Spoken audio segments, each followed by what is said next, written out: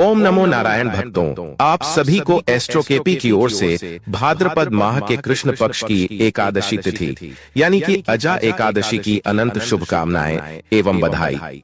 दोस्तों, 19 अगस्त मंगलवार के दिन भाद्रपद महीने के कृष्ण पक्ष की एकादशी भी कहा जाता है, अपने साथ बेहद ही शुभ मांगलिक योगों को लेकर आ रही है।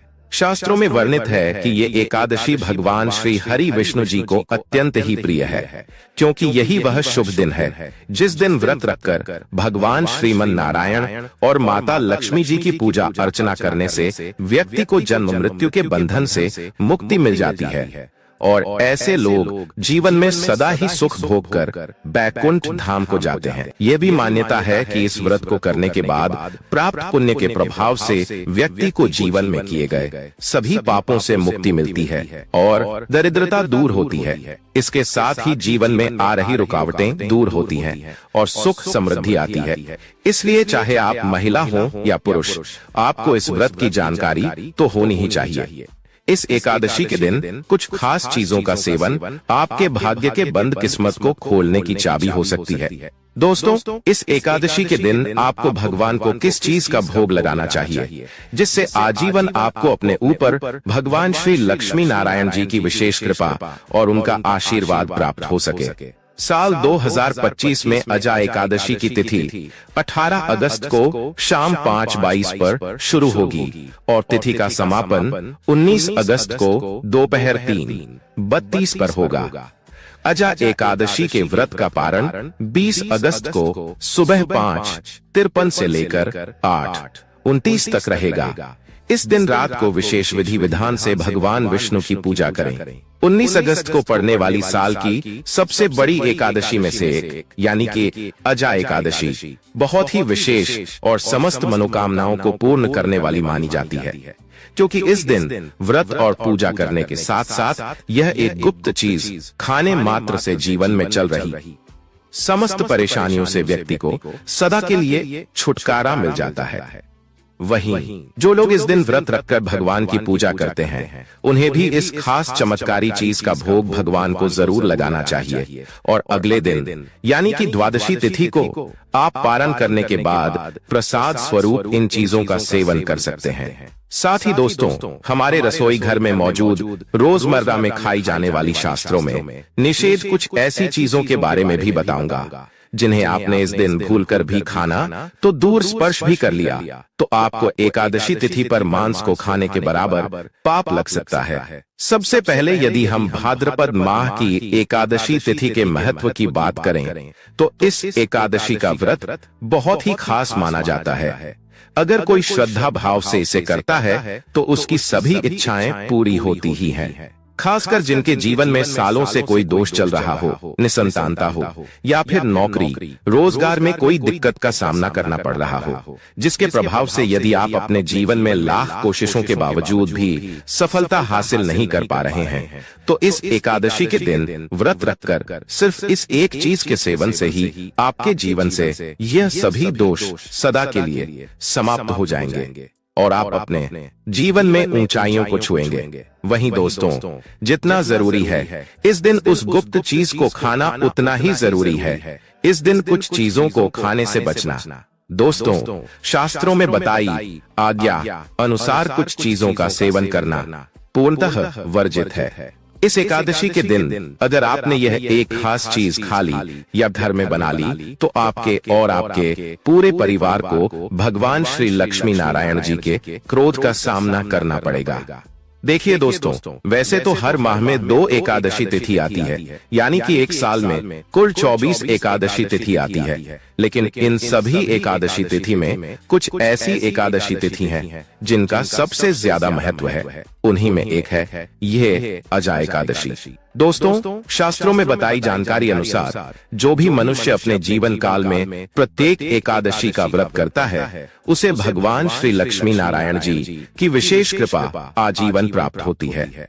लेकिन यदि सभी एकादशी करना संभव ना हो तो भी इस एकादशी के व्रत को रखने की कोशिश जरूर करनी चाहिए, क्योंकि यह एकादशी भगवान श्री हरि विष्णु जी को अत्यंत प्रिय है ऊपर से दोस्तों कई दशकों के बाद इस एकादशी के दिन कई अत्यंत ही दुर्लभ ग्रह नक्षत्रों का विशिष्ट योग बनने जा रहा है, जिनमें साध्य योग, ब्रह्म योग और शिववास योग शामिल है। और इन्हीं दुर्लभ ग्रह नक्षत्रों के प्रभाव से इस एकादशी तिथि सिर्फ इस एक चीज को खा लेने से व्यक्ति का भाग्य उदय होना तय है। साथ ही साथ हम आपको पद्म, स्कंद और विष्णु धर्मोत्तर पुराण एवं श्रीमद् भागवतम के अनुसार भाद्रपद माह की एकादशी पर आपको कैसा खाना घर में कभी नहीं बनाना चाहिए, यह भी जानेंगे। मान्यता अनुसार जो भी व्यक्ति यह एक चीज गलती से भी एकादशी तिथि के दिन खा लेता है, उसके द्वारा किए गए सभी पुण्य कर्म छिन्न हो जाते हैं, जिसके वजह से उन्हें अपने जीवन में संकटों परेशानियों का सामना करना पड़ता है। साथ ही जाने 19 अगस्त अजा एकादशी के दिन एवं 20 अगस्त पारण पर आपको ऐसा क्या खाना चाहिए एवं भगवान को ऐसी कौन सी चीज का भोग आपको लगाना चाहिए जिससे कि आप पूरे साल स्वस्थ निरोगी जीवन जिए एवं आपके और आपके संपूर्ण परिवार के ऊपर भगवान लक्ष्मी नारायण जी की कृपा बनी रहे। दोस्तों, अब जानते हैं अजा एकादशी पर ऐसी क्या चीज है जो आपको जरूर खा लेनी चाहिए, जिससे आपके जीवन से समस्त परेशानियां दूर हो और धन, सुख, संपत्ति, ऐश्वर्य से आप परिपूर्ण हो, पुत्र की प्राप्ति हो, संतान का मंगल हो, संतान के जीवन में कभी कोई परेशानी ना आए। इसलिए हर एक माता पिता को इस एक विशेष चीज का सेवन अजा एकादशी के दिन जरूर कर लेना चाहिए। साथ ही कुछ ऐसी चीजें भी हैं जो आपको घर में अजा एकादशी पर भूलकर भी नहीं बनानी चाहिए। आइए जानते हैं उनके बारे में। दोस्तों, इस एकादशी तिथि पर जब आप भगवान श्रीमन नारायण और माता लक्ष्मी जी की पूजा करें तो भोग प्रसाद में उन्हें ऋतु फल का भोग अवश्य लगाएं। ऋतु फल यानी कि अभी के मौसम अनुसार जो फल बाजार में उपलब्ध हों, उनका आप भोग भगवान को जरूर लगाएं, क्योंकि स्कंद पुराण, नारद पुराण जैसे विभिन्न शास्त्रों में वर्णित है कि ऋतु फलोपहारे प्रियंते हरिकेशव, मतलब भगवान हरिकेशव को ऋतु फल अर्पण करने से विशेष प्रसन्नता होती है। तो आप सेब, खीरा, अमरूद इन सभी फलों में से कोई भी 3 फल भगवान श्रीमन नारायण को अर्पित कर सकते हैं। यदि किसी कारणवश आप ऋतु फलों में से कोई भी फल भगवान को अर्पित ना कर पाए तो चिंता की कोई बात नहीं है। आप प्रेम और श्रद्धा से मिश्री या किशमिश का भोग भी भगवान श्री हरि विष्णु को, क्योंकि हमारे पालनकर्ता जगत के नाथ भगवान श्री लक्ष्मी नारायण केवल आपके सच्चे भाव, भक्ति और प्रेम को ही स्वीकार करते हैं। भोग में सामर्थ्य से अधिक श्रद्धा का मूल्य होता है। यदि आप पंचरंगी फल अर्पित करना चाहें तो यह भी अत्यंत पुण्यकारी होता है, जैसे कि पीला केला, हरा अमरूद, लाल सेब, संतरा और नारियल। परंतु एक बात का सदा ध्यान रखें कि नाशपाती का फल ना तो भगवान विष्णु को अर्पित करना चाहिए और ना ही माता लक्ष्मी को। शास्त्रों के अनुसार नाशपाती का फल देवताओं के पूजन में वर्जित माना गया है, अतः इसे भोग में ना रखें। आपका प्रेम, नियम और शुद्ध भावना यही है। साथ ही यदि आपके घर में लड्डू गोपाल हैं और आप रोज अपने घर में बना भोजन का उन्हें भोग लगाते हैं, तो इस बात का विशेष रूप से ध्यान रखें कि ना ही सिर्फ एकादशी तिथि पर बल्कि किसी भी दिन लड्डू गोपाल को गाजर, लाल मसूर की दाल और प्याज, लहसुन से बनी सब्जियों का भोग नहीं लगाना चाहिए। इन सब्जियों को तामसिक भोजन में गिना जाता है, इसलिए इन्हें भोग में शामिल नहीं किया जाता है। इसके अतिरिक्त मूली और जामुन को भी कुछ जगहों पर लड्डू गोपाल को भोग में नहीं चढ़ाया जाता है, इससे धन का नाश होता है। लेकिन दोस्तों, जामुन का भोग आप भगवान श्री गणेश जी को जरूर लगाएं, क्योंकि जामुन, जिसे कि शास्त्रों में जम्बू फल कहा गया है, यह भगवान श्री गणेश जी की अत्यंत ही प्रिय वस्तु है। इसलिए दोस्तों, आप इस एकादशी तिथि पर भगवान गणेश जी को निश्चित रूप से जामुन का भोग लगाएं। लेकिन दोस्तों, इसी ऋतु में मिलने वाला फल सीताफल, जिसे हम शरीफा भी कहते हैं, इसका भोग आपको गलती से भी भगवान श्री हरि विष्णु और माता लक्ष्मी जी की पूजा में नहीं लगाना चाहिए, क्योंकि यह फल तमोगुणी माना गया है। इसलिए इसका भोग आप ना लगाएं, लेकिन आप इसका व्रत के दौरान सेवन जरूर कर सकते हैं। इसी के साथ दोस्तों, जो भी व्यक्ति किसी भी शुभ दिन खास करके अजा एकादशी पर भगवान को अर्पित किया गया पंचामृत का सेवन करता है, उसके जीवन में कभी धन की कमी नहीं होती। पंचामृत को बनाने के लिए गाय का शुद्ध दूध, दही, शहद, गुड़ और घी का उपयोग करें और भगवान के श्री विग्रह को इस नवनिर्मित द्रव्य से स्नान कराएं। फिर इस द्रव्य को एक पात्र में इकट्ठा कर एक तुलसी की पत्ती डालकर घर के सभी लोग इसे ग्रहण करें। मान्यता है कि भगवान के पंचामृत को ग्रहण करने वाले लोग कभी भी आकस्मिक दुर्घटना के शिकार नहीं होते, क्योंकि दोस्तों भगवान के पंचामृत में अत्यंत शक्ति विद्यमान होती है, जिसके सेवन मात्र से ही व्यक्ति के कोटि जन्मों के पाप कर्म तत्काल समाप्त हो जाते हैं। इसलिए दोस्तों इस एकादशी पर आप भगवान को पंचामृत अवश्य अर्पित करें। साथ ही दोस्तों इस एकादशी पर श्री हरि विष्णु जी को गन्ना अवश्य अर्पित करें। बहुत ही शुभ और मंगलकारी माना जाता है। पर यदि आपको इस समय गन्ना ना मिले तो आप गुड़ और चने की दाल का भोग भी भगवान श्री हरि विष्णु को अर्पित कर सकते हैं। धर्म शास्त्रों के अनुसार कमल के फूल और मखाने को बहुत ही शुभ माना जाता है। इसके अलावा दोस्तों विशेष रूप से इस दिन मखाने की खीर बनाकर श्री लक्ष्मी नारायण को अर्पित करना अत्यंत फलदायी होता है।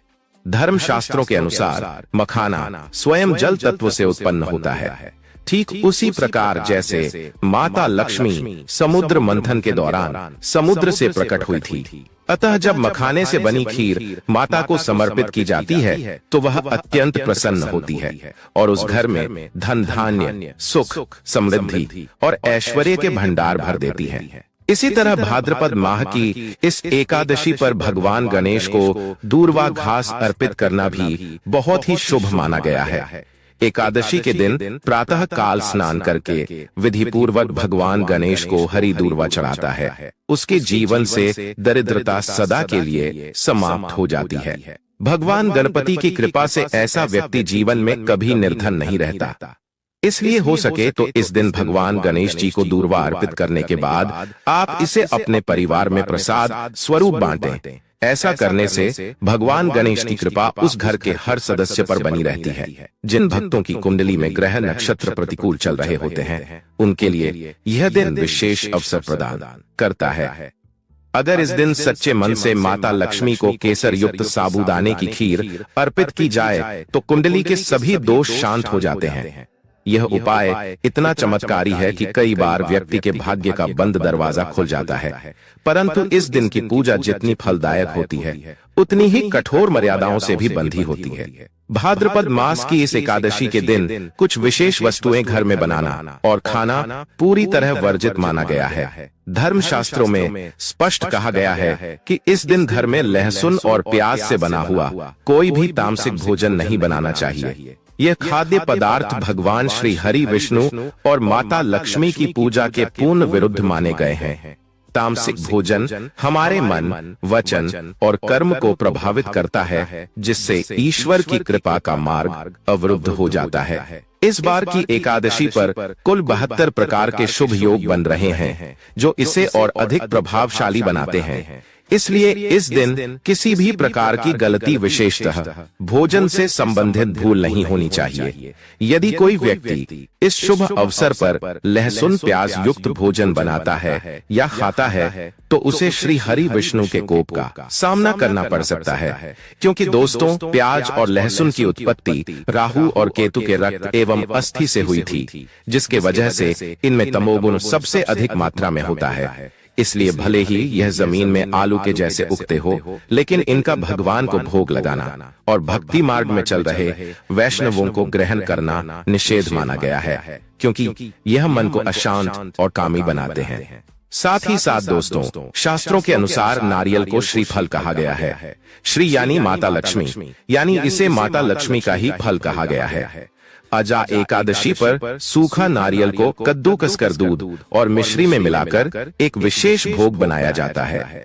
इसे श्रीफल खीर भी कहते हैं। यह श्री हरि को अत्यंत प्रिय मानी गई है, तो आप इसका भी भोग लगा सकते हैं। इससे आपको निश्चित रूप से धन लाभ प्राप्त होगा। पर यदि आप अस्वस्थ हैं या किसी भी कारणवश भगवान के लिए बताए गए भोग की व्यवस्था नहीं कर पाते हैं, तो भी आपको डरने घबराने की आवश्यकता नहीं है।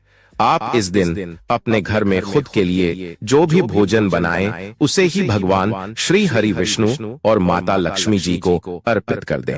पर उस भोजन में लहसुन प्याज नहीं होना चाहिए और ना ही उस चूल्हे पे या उस पात्र यानी कि बर्तन में कभी नॉनवेज बना या खाया गया हो, है ना? तो इस बात का आपको ख्याल रखना है। वहीं दोस्तों, शास्त्रों में यह भी उल्लेख मिलता है कि एकादशी के दिन जड़ और भूमिगत कंदमूल जैसे आलू, शकरकंद आदि से भी परहेज करना चाहिए, क्योंकि इन्हें भी तामसिक आहार की श्रेणी में रखा गया है। यह भूमि के भीतर उगते हैं और भूमि के दोषों को ग्रहण करते हैं। व्रत में केवल सात्विक फलाहार जैसे दूध, फल, सूखे मेवे और पानी को ही शुद्ध माना गया है।